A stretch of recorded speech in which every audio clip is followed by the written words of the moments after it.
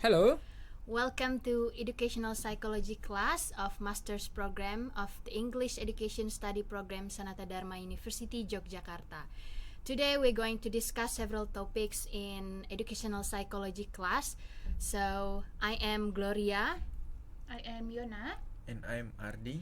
We are the third semesters of English Education Study Program.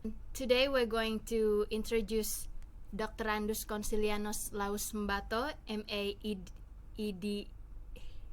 AED, and we're going to discuss several topics in educational psychology class, and let's get started. All right.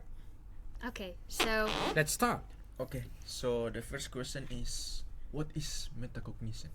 Well, that's a very interesting question. So, metacognition simply means thinking about thinking. That means that when someone engage in an activity, a thinking activity, they need to think about their thinking, or they need to understand their thinking processes. For example, when you're listening to my talk, you need to actually think about how you process my talk. That is actually metacognition. So metacognition is actually train people to think, to understand their thinking processes as they engage in a cognitive activity like listening, reading, writing, speaking, and many more. Is that clear? yeah, it's really clear. That's interesting. So, do you engage in metacognition in your experience? Yeah, I think we engage in metacognition. All right, very good. So metacognition basically consists of some elements that you need to understand. So the first one is actually knowledge of cognition, and the second element is actually regulation of cognition.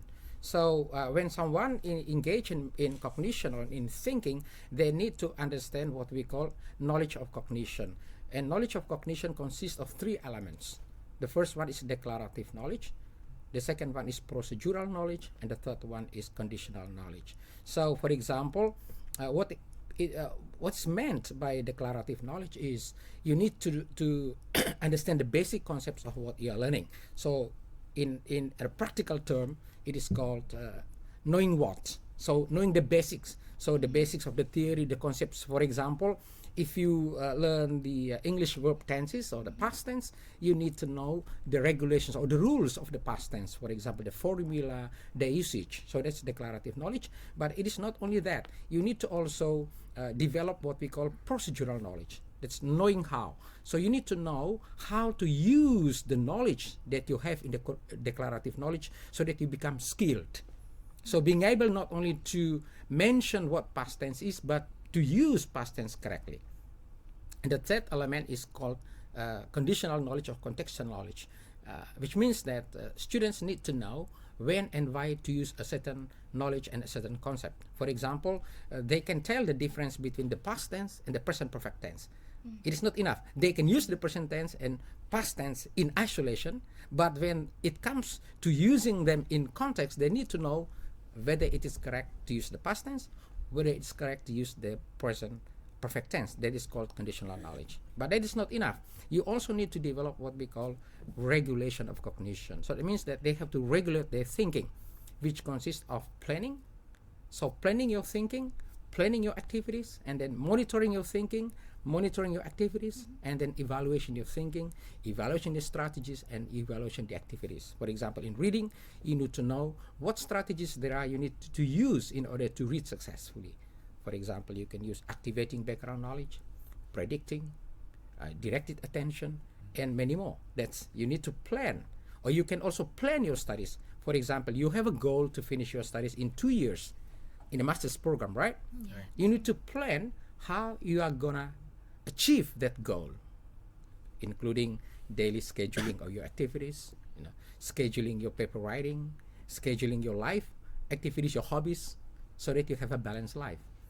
Or, for example, when you're writing your research paper, you need to plan how to, do it correctly, effectively, and efficiently, so that you can get your paper done. You need to plan whether to do research, whether to write, whether to cite, whether to paraphrase. And as you engage in writing itself, you have to monitor how the writing is actually going.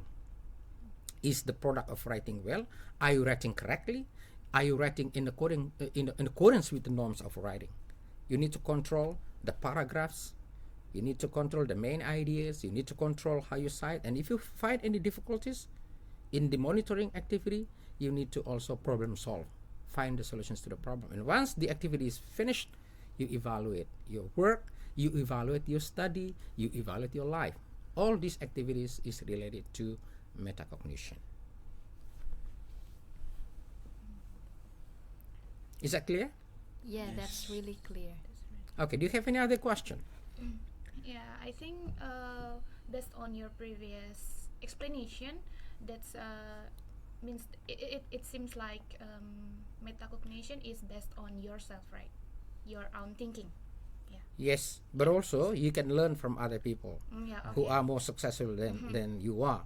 You know, how can they become more successful than others? You can ask them about how they actually think about their life, think about their studies, and many other elements of their life. So we can also learn to be metacognitive in a culture where metacognition is promoted. So for example, if you go to a school where thinking is not allowed, you cannot be metacognitive. You won't be able to develop your thinking because there's no culture of thinking in that school.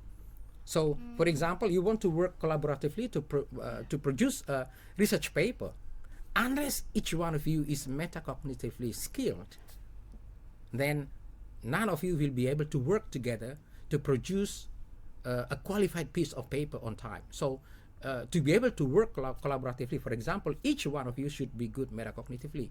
So, if you cannot plan, you can plan. You cannot plan. You cannot work together because, or you can work together, but then the contribution of the member will not be very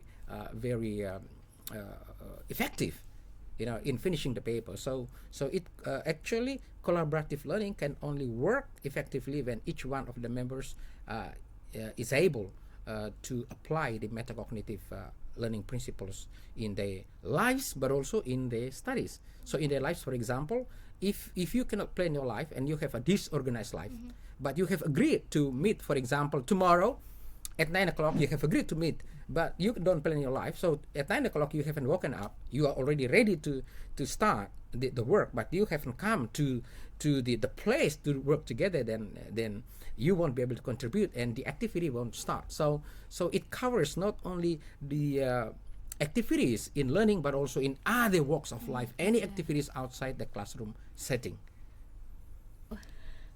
Next question, maybe we are also curious about, like, based on your experience and then your explanation before, what are the impacts of applying metacognitive strategy in your personal and professional life? Yeah, of course. In my personal life, I think I learned about metacognition from my parents. Ironically, my parents